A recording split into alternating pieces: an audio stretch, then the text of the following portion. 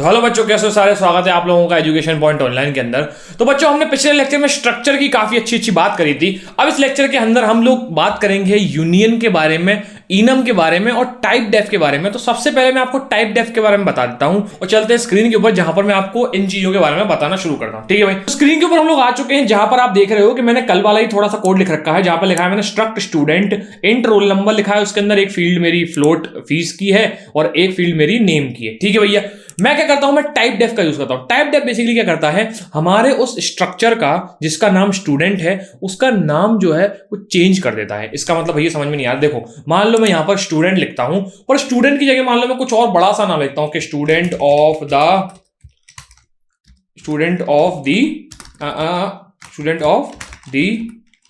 ठीक है XYZ institute, ठीक है XYZ स्कूल।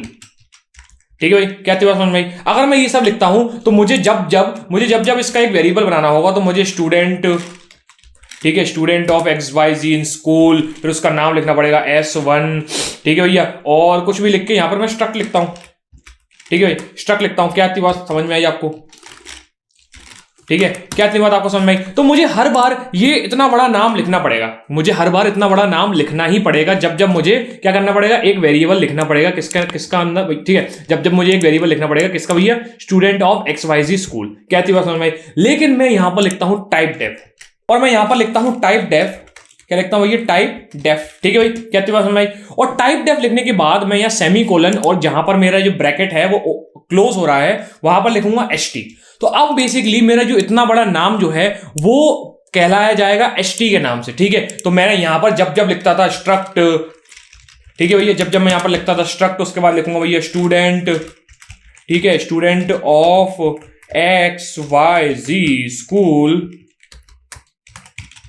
ठीक है, इसके अलावा अगर मैं लिखूं तो मैं लिख सकता हूं सिंपल ST और S1। ठीक है भैया, क्या लिखूंगा भैया, ST और S1। ठीक है भाई, तो अब ये सेम काम करेगा जब मैं इसको ऐसे लिख देता।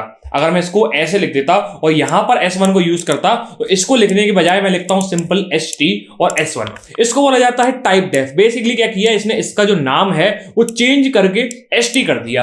क्या इतनी बात समझ में आई। तो अब जब भी मैं ST लिखूंगा तो बेसिकली इसका मतलब होगा यही इसका मतलब होने वाला है। क्या इतनी बात आपको समझ में आई? बहुत बढ़िया। तो टाइप डेफ क्या होता है, हमको ये चीज समझ में आ गया। बेसिकली टाइप डेफ जो है वो नाम, ठीक है, बेसिकली टाइप डेफ जो होता है वो नाम को एलियास करने का मतलब होता है। एलियास मतलब बेसिकली नाम को चेंज करने का मतलब होता है। ठीक है भाई, क्या इतनी बात समझ में आएगी। चलो अब बात करते हैं यूनियन की। किसकी बात करते हैं भैया हम लोग? अब बात करते हैं हम लोग यूनियन की। ठीक है, मैं इसको ये कोड को कमेंट आउट कर देता हूं ताकि आपको थोड़ा सा दिक्कत ना आए। ठीक है, अब मैं बात करता हूं यहां पर यूनियन की।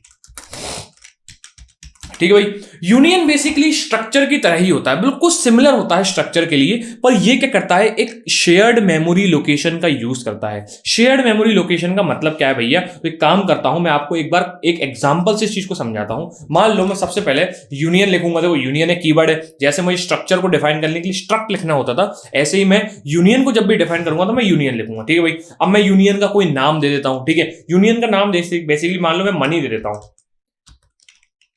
ठीक है भैया, मैंने इसका नाम दे दिया मनी और यहां पर सेमीकोलन लगा दिया। सिमिलर वैसे जैसे मैंने स्ट्रक्चर लिखता था वैसे ही सिमिलर लिखा है, बस यहां पर स्ट्रक्ट हटा के यूनियन लिख दिया। ठीक है भाई, अब मैं क्या लिखता हूं, मान लो मैं मनी लिखता हूं इंट डॉलर।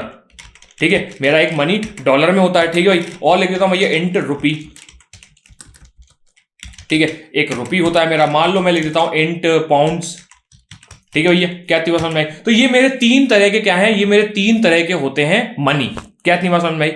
ठीक है, तो यूनियन के अंदर क्या होता है, आप इन तीनों में से किसी एक को ही यूज कर सकते हो मेरे वेरिएबल के अंदर। भैया समझ में नहीं आया, समझाओ मुझे। ठीक है, समझाता हूं मैं आपको। मैंने क्या लिखा, मैंने लिखा भैया यहां पर यूनियन, मैंने यहां पर लिखा यूनियन। ठीक है भैया, मैंने क्या लिखा, मैंने यहां पर लिखा यूनियन। ठीक है, यूनियन, उसके बाद मैं यहां पर लिखता हूं मनी।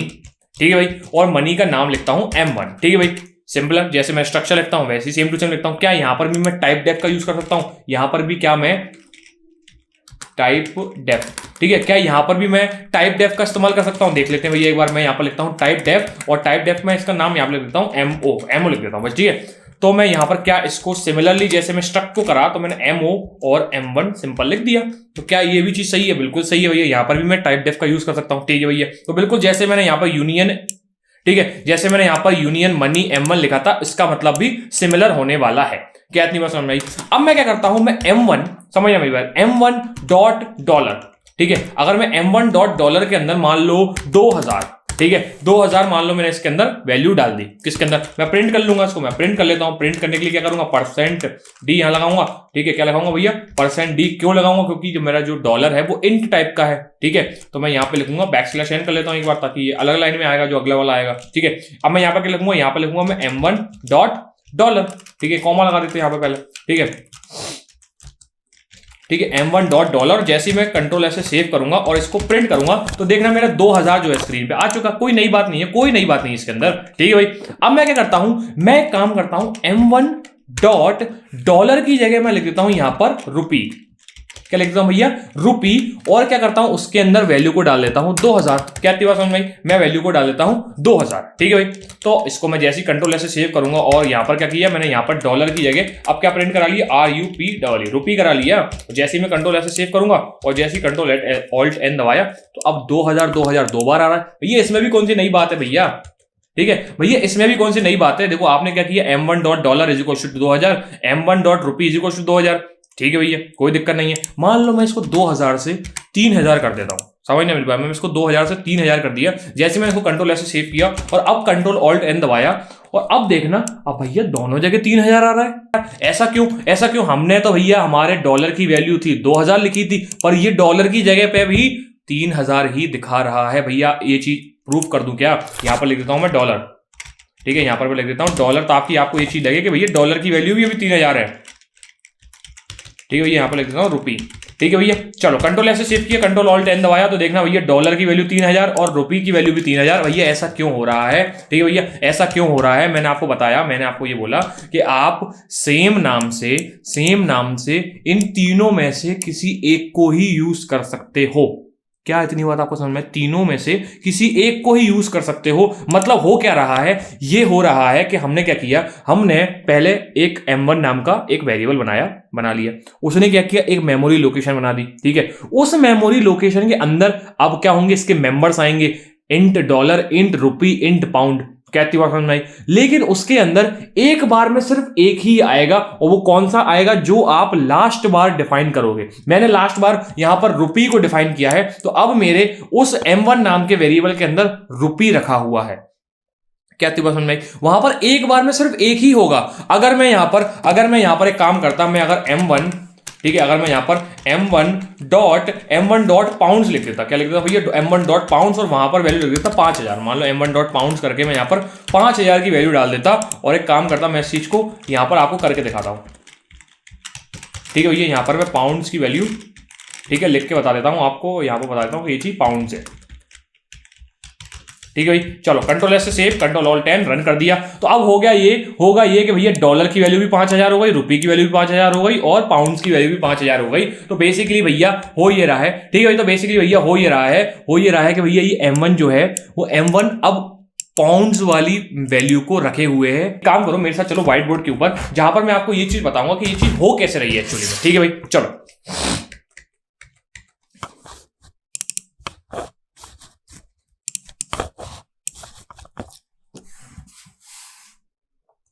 ठीक है भाई, तो ये चीज हो कैसे रही है एक बार देखना। मैंने क्या किया, मैंने बनाया यूनियन, ठीक है, यूनियन, इसका नाम रख दिया मनी, ठीक है, और उसके अंदर मैंने एक इंट डॉलर, ठीक है, और इंट रुपी, ठीक है, और एक इंट पाउंड्स बनाया, ठीक है भैया। क्या बात समझ में। उसके बाद मैं क्या कर रहा हूं, उसके बाद मैंने यहां पर इसका नाम, चलो मैंने MO रख दिया और यहां पर टाइप डेफ लिख लिया, ठीक है भाई। अब मैं क्या कर रहा हूं, मैं MO और M1 नाम का उसका वेरिएबल बनाता हूं। उसके बाद मैं M1, ठीक है भाई, जैसे ही मैं ये करता हूं तो होता क्या है, होता ये है कि मेरा M1 नाम का एक ब्लॉक बन जाता है, ठीक है, ये यूजर डिफाइंड डेटा टाइप है। अब इसके अंदर सिर्फ एक ही फील्ड है, वो कौन सी है, जो वैल्यू मैं रख दूंगा वो वाली वैल्यू बन जाएगी। अगर मैं M1 डॉट रुपी लिखता हूं, ठीक है, तो ये बेसिकली क्या बन जाएगी, रुपी। कहती है समझ में। और अगर मैं M1 डॉट पाउंड्स रख देता हूं, ठीक है भैया, अगर मैं M1 डॉट पाउंड्स लिख देता हूं, ये अब रुपी ना होके अब ये पाउंड हो जाएगी, ठीक है भाई।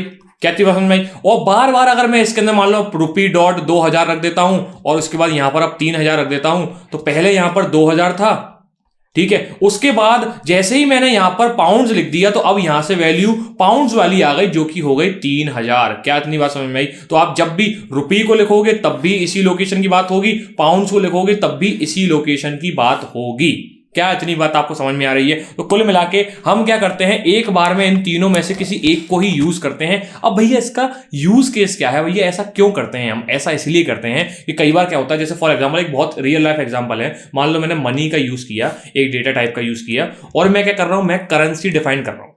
तो मैं जिस कंट्री में होऊंगा उसकी करेंसी ही यूज करूंगा ना, जिस कंट्री में होऊंगा मैं उसकी करेंसी यूज करूंगा, ठीक है। मान लो मैं इंडिया में आया और इंडिया के अंदर मैंने रुपी डिफाइन कर दिया, ठीक है भाई, इंडिया के अंदर मैंने रुपी डिफाइन कर दिया, तो मैं उस पूरे कंट्री के अंदर रुपी को ही यूज करूंगा। क्या समझ में? ठीक है भैया। तो बेसिकली इस लोकेशन के अंदर इस समय रुपी के बारे में लिखा हुआ है। किसके बारे में लिखा हुआ है भैया? रुपी के बारे में, ठीक है भैया। लेकिन जैसे ही मान लो मैंने कंट्री चेंज करके, मान लो मैं ऐसी कंट्री गया जहां पर पाउंड यूज होता है, जैसे मान लो लंदन गया, ठीक है भैया, मान लो मैं लंदन गया, तो सेम लोकेशन के अंदर अब रुपी ना होके पाउंड्स हो जाएगा, ठीक है भाई। मान लो मैं अब लंदन से एक बार मूव करके फ्लाइट लेके कहां गया, यूएस गया, ठीक है भैया। मान लो मैं वॉशिंगटन डीसी गया, वॉशिंगटन डीसी में भैया क्या चलेगा, वॉशिंगटन डीसी में चलेगा भैया क्या, डॉलर चलेगा। तो अब सेम लोकेशन के अंदर क्या हुआ, मैंने चेंज करके डॉलर कर दिया। क्या मैंने कोई एक नया डेटा टाइप बनाया? नहीं भैया, मैंने नया डेटा टाइप नहीं बनाया, और मेरी जो मेमोरी है वो बच गई। एक बार में सिर्फ एक ही यूज होगी और जिस कंट्री में जाऊंगा उसकी पर्टिकुलर करेंसी का नाम आ जाएगा।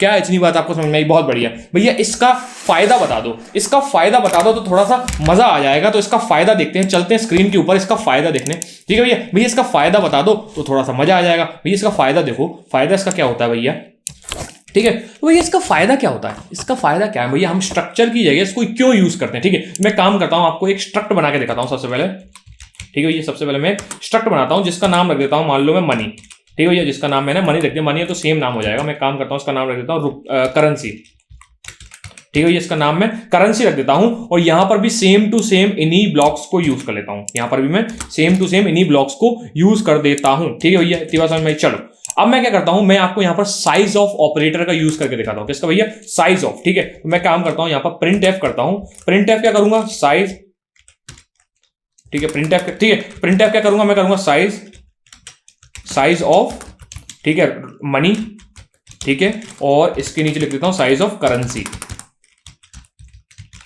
ठीक है भाई। क्या बात समझ में? साइज ऑफ मनी और साइज ऑफ करेंसी। मनी किसके लिए यूज हो रहा है, यूनियन के लिए, और करेंसी किसके लिए यूज हो रहा है, स्ट्रक्चर के लिए। क्या बात समझ में? तो यहां पर लिखूंगा भैया साइज किस में आएगा, भैया इंट में आएगा।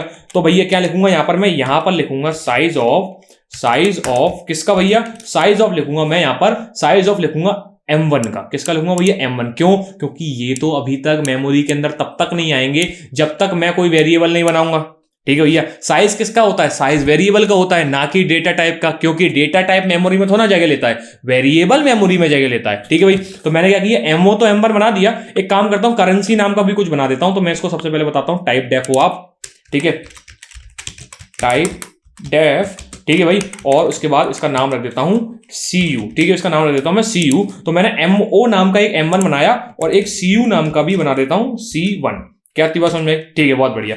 तो मैं अगर यहां पर साइज ऑफ M1 बोलूंगा तो बेसिकली साइज ऑफ यूनियन आएगा। इस पर्टिकुलर यूनियन का क्या साइज होगा ये चीज आ जाएगी, ठीक है। और अगर मैं साइज ऑफ करेंसी के अंदर %D लिखता हूं, ठीक है, %D लिखता हूं, और यहां पर लिखता हूं साइज ऑफ क्या, साइज ऑफ किसका, साइज ऑफ C1 का। किसका भैया, साइज ऑफ C1 का। तो होगा क्या भैया, इन दोनों के साइज आ जाएंगे। यहां पर इसको \n लगा दूंगा तो अगली लाइन से प्रिंट हो जाएगा, ठीक है भाई। जैसे मैं कंट्रोल ऐसे सेव करूंगा और इसको कंट्रोल ऑल्ट N दबा के रन कर दूंगा, जैसे मैं इसको कंट्रोल ऐसे सेव करके रन किया तो एक एरर आ रहा है। बेसिकली ये बोल रहा है कि हमारा जो साइज ऑफ ऑपरेटर होगा उस C1 को रन करने के बाद जो रिटर्न करेगा वो लॉन्ग अनसाइंड इंट टाइप का होगा, जिसके लिए आपको %LD यूज करना चाहिए। तो मैं बेसिकली कुछ ना करके इसकी बात मान लेता हूं और इसको फिर से कंट्रोल ऐसे सेव करके रन कर लेता हूं, ठीक है भाई। जैसे ही मैं रन करूंगा तो यहां पर देखना क्या आ चुका है मेरा भैया, मनी का साइज जो है वो 4 है और करेंसी का साइज है 12। ऐसा क्यों हो रहा है भैया, दोनों के अंदर ही देखो। अब बेसिकली वो जो आपने %LD लिखा है वो क्यों लिखा है इसको जान दो। अभी बस इतना याद रखो, मैं जो आपको बताना चाह रहा हूं, मेरे जो करेंसी का साइज है वो है 12। कितना है भैया, 12 है और मेरे जो मनी का साइज है वो है 4। ये क्या बताता है, देखो करेंसी के अंदर क्या क्या यूज हो रहा है, इंट डॉलर, इंट रुपीज, ठीक है भैया, और इंट पाउंड्स, ठीक है भाई, और सब लोग इंट टाइप के हैं, तो इसका मतलब 4 बाइट ये लेगा, 4 बाइट ये लेगा, 4 बाइट ये लेगा और 4 बाइट ये लेगा। क्या इतनी बात आपको समझ में आई? क्या इतनी बात आपको समझ में आई? ठीक है भैया, ये बात आपको समझ में आ गई है कि ये तीनों के तीनों 4-4 बाइट लेंगे, तो 4 3 या 12। इसका मतलब जब भी करेंसी के लिए मेमोरी एलोकेट होगी तो उसको 12 बाइट्स मिलेंगे, ठीक है भाई। लेकिन जब भी मनी के लिए मेमोरी एलोकेट होगी तो उसको 4 बाइट मिलेंगे। इसका मतलब यह है कि इनमें से तीनों में से एक बार में एक ही यूज होगा, इन तीनों में से एक बार में सिर्फ एक ही यूज होगा। क्या इतनी बात आपको समझ में आई? तो भैया अगर मैं ये चीज स्ट्रक्चर के अंदर करता और मुझे सिर्फ एक बार में एक ही वेरिएबल की जरूरत पड़ती, तो हर बार क्या होता, 12 साइज की मेमोरी लोकेट होती, 12 साइज की ही मेमोरी एलोकेट होती, और मुझे चाहिए तो एक ही था, मुझे एक ही था, तो क्या होता, बार बार मैं 12 साइज की मेमोरी एलोकेट करवाता और मेरी मेमोरी भर जाती। ठीक है, इसके लिए क्या किया, इसके लिए मैंने यूनियन का यूज किया कि जब मैं जिस कंट्री जाऊंगा उस कंट्री के मनी को या करेंसी को एलोकेट करवा दूंगा। तो अगर मैं यूएस के अंदर हूं तो मैं बोलूंगा डॉलर, अगर मैं इंडिया या पाकिस्तान के अंदर हूं तो बोलूंगा रुपी, और अगर मैं लंदन या यूरोप की कोई कंट्री के अंदर हूं तो मैं बोलूंगा पाउंड्स। क्या इतनी बात समझ में आई? बहुत बढ़िया। तो यहां पर यूनियन के बारे में भी हमने चर्चा कर ली है, यूनियन को कैसे यूज करते हैं, बिल्कुल स्ट्रक्ट की तरह यूज करते हैं, बिल्कुल स्ट्रक्ट की तरह यूज करते हैं। इसको यूज करने का सारा तरीका स्ट्रक्ट जैसा होता है, डॉट ऑपरेटर का यूज करना, ठीक है भैया, और उसके अंदर मैं जब एरे बनाता हूं किसकी, यूनियन की, वो भी बिल्कुल सेम टू सेम किसके जैसा होता है, स्ट्रक्ट जैसा होता है। क्या इतनी बात समझ में आई? बस यहां पर इतना बताना था कि ये शेयर्ड मेमोरी को यूज करता है उस लोकेशन के अंदर, कभी डॉलर भी आ सकता है, कभी रुपी भी आ सकता है, कभी पाउंड्स भी आ सकता है। क्या इतनी बात समझ में आई? बहुत बढ़िया। अब बात करते हैं इनम की। किसकी बात करते हैं भैया? इनम की। तो मैं इन बाकी कोड को कमेंट आउट कर देता हूं, बाकी सारा कोड जो है वो मैंने कमेंट आउट कर दिया। अब बात करते हैं हम इनम की बात करेंगे, ठीक है भाई, इसको भी कमेंट आउट कर देता हूं। अब बात करते हैं इनम की। इनम बेसिकली हम लोग क्यों यूज करते हैं? इनम हम यूज करते हैं जब मुझे नेम को किसी कांस्टेंट से रिप्रेजेंट करना होता है, तो मैं इनम का यूज करता हूं। भैया समझ में नहीं आया, एक काम करो, एग्जांपल देके समझाऊं। अगर मैं लिखता हूं इनम, ठीक है, अब मैं इसको लिखूंगा कैसे भैया? सिमिलर तरीका है, जैसे हम स्ट्रक्चर और यूनियन को लिखते थे वैसे ही इसको भी लिखने का तरीका होता है। मैं क्या लिखूंगा? सबसे पहले इनम, ठीक है, क्योंकि ये इनम है, इसको यूज करने के लिए मेरे को इनम लिखना पड़ेगा। उसके बाद में मान लो मैंने इसका नाम लिखता हूं, इसका नाम लिख देता हूं मैं डेज, ठीक है, ठीक है, रियल लाइफ एग्जांपल लेता हूं, इसका नाम लिखता हूं मैं डेज, ठीक है भाई। क्या समझ में? और मैं क्या करूंगा, इसका बेसिकली ब्रैकेट चालू कर दूंगा, ठीक है। अब डेज के अंदर क्या आते हैं भैया? डेज के अंदर आते हैं मेरे मंडे, ठीक है भैया, क्या आता है भैया? मंडे। और क्या आता है भैया? और आता है मेरा ट्यूसडे, कॉमा करके लिखता हूं TUE, ट्यूसडे लिख देता हूं। उसके बाद क्या आता है? वेडनेसडे, ठीक है भैया। उसके बाद क्या आता है भैया? कॉमा करके लिखता हूं वेडनेसडे, थर्सडे, ठीक है भैया। उसके बाद क्या आता है भैया? थर्सडे, फ्राइडे, ठीक है। उसके बाद क्या आता है? सैटरडे, और उसके बाद आता है संडे। क्या बात समझ में? बहुत बढ़िया, इसको भी मैं यहां पर लिख देता हूं। क्या बात समझ में? चलो इसको भी यहां से हटाया जाए, हटाया जाए, ठीक है भाई। यहां पर सेमीकोलन लगा दिया है मैंने, ठीक है। तो बेसिकली मैंने किया क्या, मैंने बेसिकली इनम लिखा, डेज लिखा और कुछ डेज के नाम लिख दिए। भैया ये आपने क्यों लिखे? बेसिकली होता क्या है, हर एक नाम जो होगा वो एक कांस्टेंट को एलोकेट कर रहा होगा। यहां पर मंडे जो है वो एक 0, ठीक है, यहां पर मंडे जो है वो बाय डिफॉल्ट 0 को बता रहा है, ट्यूसडे जो है वो बाय डिफॉल्ट 1 को बता रहा है, वेडनेसडे जो है वो बाय डिफॉल्ट 2 को बता रहा है। देखना यहाँ जैसे मैं इसको होवर करूंगा तो आपको देखो समझ में आएगा। मैं अगर मंडे के ऊपर होवर कर रहा हूं तो यहाँ पे लिखा है इनम डेज मंडे 0, और जैसे मैं संडे के ऊपर होवर करूंगा तो ये संडे 6 दिखाएगा। 0 से काउंटिंग शुरू हो रही है तो 6 बेसिकली 7वां लेटर होगा। क्या बात समझ में? चलो तो हमको ये चीज समझ में आएगी, इनम बेसिकली हमारे नाम को कांस्टेंट के साथ असाइन करवा देता है, ठीक है भाई। पर इसका फायदा क्या है भैया? इसका फायदा ये है, जब भी आप मान लो लिखते हो क्या, स्विच केसेस, क्या लिखते हो भैया? Switch cases. तो मैं काम करता हूं, आपको एक जगह स्विच केस लिख के बताता हूं, ठीक है। मैं काम करता हूं, फंक्शन बनाता हूं, ठीक है, मान लो फंक्शन बनाता हूं। सबसे पहले वॉइड नाम का मैं फंक्शन बनाता हूं, मान लो जिसके अंदर मैं लिखता हूं भैया रूटीन, ठीक है भाई। तो मैं वॉइड नाम का फंक्शन बना देता हूं जिसका नाम लिख देता हूं मान लो वर्किंग आवर्स, ठीक है भैया, वर्किंग आवर्स, ठीक है, HOURS, ठीक है भाई। इस फंक्शन के अंदर मैं वर्किंग आवर्स नाम का एक फंक्शन बनाता हूं, ठीक है। उसके अंदर क्या करूंगा भैया? उसके अंदर मैं लिखता हूं स्विच, ठीक है, स्विच केस का यूज करता हूं। तो मैंने बेसिकली स्निपेट का यूज कर लिया, तो इसके अंदर काफी सारे स्विच केसेस लिख के आ चुके हैं, ठीक है भाई। तो यहां पर मैं क्या लिखूंगा? यहां पर मैं उस डे को लिखूंगा। क्या लिखूंगा भैया? उस डे को। अब डे कहां से आएगा भैया? मैं काम करता हूं, इस फंक्शन को सबसे पहले मैं यहां कॉल करता हूं। क्या लिखता हूं भैया? क्या करता हूं मैं? सबसे पहले उस फंक्शन को कॉल कर लेता हूं जिसका नाम है वर्किंग आवर्स, और वर्किंग आवर्स के लिए मैं क्या करूंगा? इसके अंदर कॉल कर लूंगा, ठीक है, ठीक है। कॉल करने के बाद क्या करूंगा? मैं चाहता हूं कि मेरा जो इनम जो है वो इस वर्किंग आवर नाम के फंक्शन को मिल जाए। कौन सा इनम भैया? ये वाला इनम। तो भैया आप चाहो तो इसके अंदर डायरेक्टली भी लिख सकते हो, मैं डायरेक्ट भी लिख सकता हूं, पर आपको मैं चाहता हूं एक चीज समझाना, उसको बोलते हैं मैं जब आपको फंक्शन के अंदर ये चीज पास कैसे करता हूं। बेसिकली स्ट्रक्चर को इनम को यूनियन को पास करने का तरीका बिल्कुल ठीक है, बिल्कुल सिमिलर होता है। आपको क्या करना है, सबसे पहले आपको इनम का एक वेरिएबल बनाना पड़ेगा। तो मैं क्या करूंगा, इनम, ठीक है, उसका नाम रख देता हूं, उसका नाम क्या है, ठीक है, सबसे पहले लिखूंगा मैं इनम। उसके बाद वो टाइप किसका है, वो डेज टाइप का है, और उसका नाम लिख देता हूं वीक 1, ठीक है, पहले हफ्ते का मेरा डेज आने वाले हैं, और मैं क्या करूंगा, यहां इस ब्रैकेट के अंदर वीक्स 1 को पास कर दूंगा। ठीक है भाई, कोई दिक्कत नहीं है भैया इसके अंदर। उसके बाद क्या होगा, मुझे यहां पर इसको रिसीव करना पड़ेगा। रिसीव करने के लिए क्या करना पड़ेगा भैया, रिसीव करने के लिए भैया हमको सबसे पहले उस वेरिएबल का नाम लिखना पड़ेगा, जिस वेरिएबल के नाम से मैं इस फंक्शन के अंदर उसको एक्सेस करूंगा। ठीक है भाई, चलो तो इसका नाम रख देते हैं यहां पर week1 इसका नाम रख देता हूं मैं, ठीक है, या फिर w1 रख देता हूं। चलो इसका नाम मैंने यहां पर w1 रख दिया, लेकिन w1 का मुझे यहां पर डेटा टाइप लिखना पड़ेगा। ठीक है भैया, आपको ये चीज पता होगी, ठीक है, आपको ये चीज मैंने बताई थी कि यहां पर मैं जब फंक्शन के अंदर वैल्यू को पास करता हूं तब मैं कुछ नहीं लिखता, लेकिन जब मैं उसको रिसीव करता हूं, बेसिकली जब मैं उसको पैरामीटर बनाता हूं, तो मुझे डेटा टाइप लिखना पड़ता है। डेटा टाइप लिखने के लिए क्या करूंगा भैया मैं, डेटा टाइप क्या है भैया, इसका डेज है। क्या है भैया, डेज है, और डेज क्या है, इनम है। ठीक है भैया, क्या है, इनम। ठीक है, क्या इतनी बात समझ, तो मैं लिखूंगा यहाँ पे इनम डेज w1। ठीक है, w1 क्या है, इसका नाम है, डेज उसका टाइप है, और भैया वो क्या है, एक इनम टाइप का वेरिएबल होने वाला है। चलो ठीक है भैया, ये चीज हमको समझ में आई कि हमने w1 को इसके अंदर पास कर लिया। तो यहां पर मैं स्विच 1 के अंदर लिखूंगा, ठीक है, तो यहां पर मैं स्विच के अंदर लिखूंगा w1। क्या बात समझ में आई। अब क्या लिखूंगा मैं, केसेस लिखूंगा। केस के अंदर सबसे पहले लिखा मैंने, केस के अंदर मैंने सबसे पहले लिखा w1 अगर मेरा मंडे है, ठीक है भाई, w1 मेरा अगर मंडे है तो एक पर्टिकुलर कोड चला देना। क्या चला देना भैया, मैं बोल देता हूं प्रिंट एफ, ठीक है, प्रिंट एफ बोल देता हूं टुडे इज मंडे। ठीक है भाई, क्या बोल देता हूं, टुडे इज मंडे। ठीक है भाई, क्या इतनी बात समझ में आई, क्या इतनी बात आपको समझ में आई। ठीक है, ऐसे ही मैं ट्यूसडे वेडनेसडे डिफॉल्ट के लिए भी यही करता, अगर मैं यहाँ पे और केस बनाता तब भी यही करता। क्या इतनी बात आपको समझ में आई, बहुत बढ़िया। मैं कंट्रोल ऐसे सेव करता हूं और जैसे इसको रन करता हूं,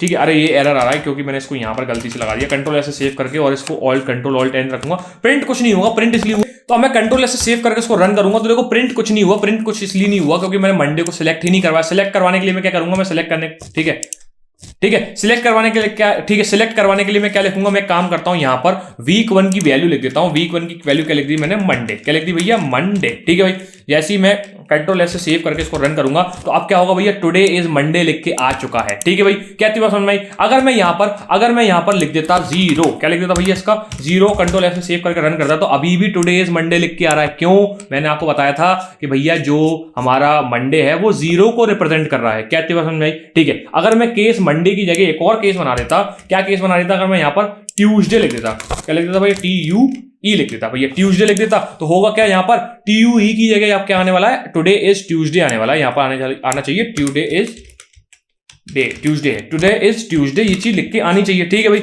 अगर मैं यहां से 0 की जगह पास कर देता हूं, क्या 1 पास कर देता हूं, तो क्या होगा भैया, कंट्रोल ऐसे सेव करके अगर मैं इसको रन करूंगा तो ये टुडे इज ट्यूसडे लिख के आएगा। क्या बात समझ में आई। तो मैंने आपको ये बताया कि इनम का हर एक एलिमेंट जो होता है या फिर हर एक मेंबर जो होता है वो एक नंबर को एसोसिएट करता है। ठीक है भाई, ठीक है, हमने इसको यूज करने का तरीका भी बता दिया कि यूज करते हैं हम उसको जब स्विच केसेस के अंदर इस चीज को यूज करना चाहें तो हम यूज कर सकते हैं। ठीक है, स्विच केस के अंदर हम जनरली नंबर्स और कैरेक्टर्स का यूज करते हैं, पर यहां पर हमने कुछ रियल लाइफ एंटिटीज का यूज किया। रियल लाइफ एंटिटीज मतलब यहां पर आप कभी भी मंडे नहीं लिख पाओगे, यहां पर आप कभी भी मंडे नहीं लिख पाओगे। क्यों नहीं लिख पाओगे भैया, क्योंकि ये मंडे जो है वो एक स्ट्रिंग है। क्या है भैया, वो एक स्ट्रिंग है, यहां पर आप उसको नहीं लिख पाओगे। या अगर मान लो मैं लिखता हूं यहां पर MONDAY, यहाँ पे लिख देता हूं MONDAY, ठीक है भाई, तो क्या बोलेगा भैया, ये एरर बोलेगा। वो बोलेगा कि यार आइडेंटिफायर मंडे इज अनडिफाइंड।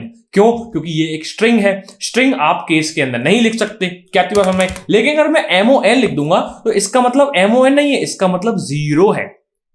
इसका मतलब MON नहीं है, इसका मतलब 0 है। क्यों, क्योंकि ये एक इनम टाइप का वेरिएबल है। क्या ये यूज केस आपको समझ में आया, क्या ये यूज केस आपको समझ में आया। क्योंकि हम केस के अंदर कोई स्ट्रिंग नहीं लिख सकते थे तो हमने क्या किया, इसको इनम के थ्रू लिखवा लिया। ठीक है, कोड पढ़ने वाले को लगेगा कि यहां पर हम डेज की बात कर रहे हैं, और वो इस जगह को देख के समझ जाएगा कि यहां पर डेज की बात की गई है, कि अगर केस मंडे होगा तो ये चीज प्रिंट होगी, केस ट्यूसडे होगा तो ये चीज प्रिंट होगी। क्या थी बात समझ में। तो क्या आपको यूनियन, इनम, स्ट्रक्चर और टाइप डेफ बेसिकली कैसे यूज करते हैं, क्या ये सब चीजें समझ में आई। ठीक है भैया, अब एक काम करते हैं नोट्स की तरफ चलते हैं जो मैं आपके लिए लेके आया हूं। ठीक है, ठीक है भाई, अब आ गए हम लोग नोट्स की तरफ। हमने स्ट्रक्चर के सारे नोट्स बना ही लिए थे, तो अब एक काम करते हैं, हम यूनियन के देख लेते हैं। यूनियन को बेसिकली मैंने आपको बताया कि ये ऑल मेमोरी, ठीक है, मैंने यूनियन के बारे में आपको बताया। Union basically all members are union shared a same memory location, एक शेयर्ड मेमोरी लोकेशन को ये लोग यूज करते हैं। ठीक है, लिखने का तरीका क्या होता है, लिखने का तरीका मैंने आपको बताया, इस तरह से कुछ लिखते हैं हम इसको। एग्जाम्पल दे दिया भैया, एग्जाम्पल के अंदर यहाँ पर क्या है, इंट आई, फ्लोट एफ और कैरेक्टर str20, ठीक है, कैरेक्टर str20 नाम की एक एरे है, कैरेक्टर एरे। ठीक है भाई, इस तरीके से हम इस चीज को यूज करते हैं। ठीक है, बहुत बढ़िया। उसके बाद यहाँ पर कुछ की पॉइंट्स है, वो ये बोल रहा है कि भैया, अब यहाँ पर कुछ की पॉइंट्स लिखे हुए हैं जो बोलते हैं कि भैया only one member can hold value at a time, एक टाइम पे एक ही मेंबर जो है वो वैल्यू को होल्ड कर सकता है। दूसरा साइज लिखा है कि यूनियन का साइज उसके इक्विवेलेंट होता है जितनी बड़ी टाइप का डेटा उसके अंदर होगा। मतलब देखो, उस यूनियन के अंदर मान लो 4 तरह के डेटा टाइप हैं, इंट, फ्लोट, डबल और कैर। ठीक है, इन चारों में से बड़ा कौन है, डबल। तो भैया मेरे यूनियन का साइज भी डबल टाइप का ही होगा। ठीक है भाई, तो इसका मतलब यह है कि जितना बड़ा वेरिएबल उसके अंदर होगा उस यूनियन का साइज उतना ही बड़ा होगा। क्या इतनी बात समझ में आई? बहुत बढ़िया। ठीक है, यहाँ पर इनम के नोट्स देख लो आप। इनम के नोट्स में मैंने आपको बताया कि ये क्या करता है, ये बोलता है भैया सेट अ इंटीग्रल कांस्टेंट, किसको भैया, एक यूजर डिफाइंड टाइप को एक इंटीग्रल कांस्टेंट से वो एसोसिएट कर देता है। ठीक है भाई, लिखने का तरीका कुछ इस तरीके से होता है। और हम इसको क्या करते हैं, देखो मैं रियल लाइफ एग्जांपल है वो डेज का बताया मैंने, मंडे वगैरह का। ठीक है, यहाँ पर उसने इफ एल्स का यूज किया है, आप इफ एल्स का यूज भी कर सकते हो। मैंने आपको स्विच केस का यूज करके दिखा दिया है। क्या इतनी बात समझ में आई? बहुत बढ़िया। अब यहाँ पे लिखा हुआ है कि बाय डिफॉल्ट जो होता है वो 0 से चालू होता है, 0 से, और एक एक करके इंक्रीमेंट होता रहता है, 1 से 0, फिर 1, फिर 2, फिर 3। ठीक है, ये चीज आप कस्टम असाइन भी कर सकते हो। कस्टम असाइन मतलब आप खुद का नंबर भी दे सकते हो। खुद का नंबर कैसे देते हैं इस चीज को समझते हैं। खुद का नंबर हम कैसे देते हैं, हम क्या करते हैं, मान लो मैं मंडे को 0 ना बोल के 1 बोल दूं। क्या बोल दूं भैया, मंडे को 0 ना बोल के 1 बोल दूं, तो अब मैं होवर करूंगा तो देखना वो मंडे जो है वो मेरा 1 बता रहा है, और उसके बाद जो होंगे वो 1 की काउंटिंग से इंक्रीज होंगे। ठीक है भैया, यहाँ पर देखना 2 हो चुका है, यहाँ पर देखना 3 हो चुका है। ठीक है, 2 हो गया, यहाँ पर देखना 3 हो चुका है, यहाँ पर देखना 4 हो चुका है, 5, 6 और 7। क्या बात समझ में आई? ठीक है, तो हम कस्टम नंबर्स भी दे सकते हैं। अब मान लो मैं यहाँ पर 1 दे के वेडनेसडे को 3 होना चाहिए था, पर मैं इसको 10 दे दूं। ठीक है भाई, मैं इसको 10 दे दूं, तो यहाँ पर देखना ये 1 है, ये क्या हो गया, ये हो गया 2, ये हो गया कितना, ये हो गया 10, और इसके बाद का क्या होगा 11। ठीक है, क्या हो गया भैया 11। तो समझना, यहां से लेके यहां तक 1 2 चला, फिर यहां से जितने भी नीचे जाएंगे वो 10 की आगे की काउंटिंग चलेगी। मतलब ये 10 होगा तो ये 11 होगा, ठीक है, ये 12 होगा, ये 13 होगा, ये 14 होगा। क्या बात समझ में आई? ठीक है, मान लो मैं सैटरडे को 40 दे दूं, मान लो सैटरडे को मैं 40 दे दूं, तो होगा क्या, यहाँ पर मेरा 1 है, यहाँ पर मेरा 2 है, यहाँ पर 10 है, यहाँ पर होगा 11, यहाँ पर होगा 12, 13 और उसके बाद 40। क्या बात समझ में आई? मान लो मैं इसको 40 ना देके, मान लो मैं इसको 40 दे दूं, इसको मैंने 40 दे दिया। क्या बात समझ में आई? बहुत बढ़िया। इसको क्या दे दिया, इसको मैं 50 दे देता हूं। चलो ठीक है, ये कस्टम दे रहा हूं मैं, कस्टम नंबर दे रहा हूं। ठीक है, यहाँ पर 1 है, यहाँ पर 2 है, यहाँ पर 10 है तो यहाँ पर 11 होगा, यहाँ पर 40 है तो यहाँ पर 41 होगा, और यहाँ पर 50 है और एक और कोई अगर होता तो इसके नीचे 51 आता। क्या बात समझ में? ठीक है भैया, नोट्स के ऊपर वापस चलते हैं। ठीक है भाई, नोट्स के ऊपर वापस आ गए हम लोग। नोट्स के ऊपर वापस आएंगे तो उसके बाद टाइप डेफ देख लेना। टाइप डेफ बेसिकली हम एलियास करने के लिए यूज करते हैं। किसके लिए भैया? एलियास, रीनेम करने के लिए, रीनेम करने के लिए यूज करते हैं टाइप डेफ का। किसको रीनेम करते हैं भैया? हम हमारे यूजर डिफाइंड डेटा टाइप को रीनेम करते हैं। क्या बात समझ में? ठीक है भैया, आप इसको यूज कैसे करते हैं ये भी यहाँ पर देख सकते हैं। ठीक है भाई, चलो तो यहाँ पर हमने यूजर डिफाइंड डेटा टाइप के बारे में अच्छी खासी चर्चा कर ली है। मिलते हैं नेक्स्ट लेक्चर के अंदर, तब तक के लिए सीताराम।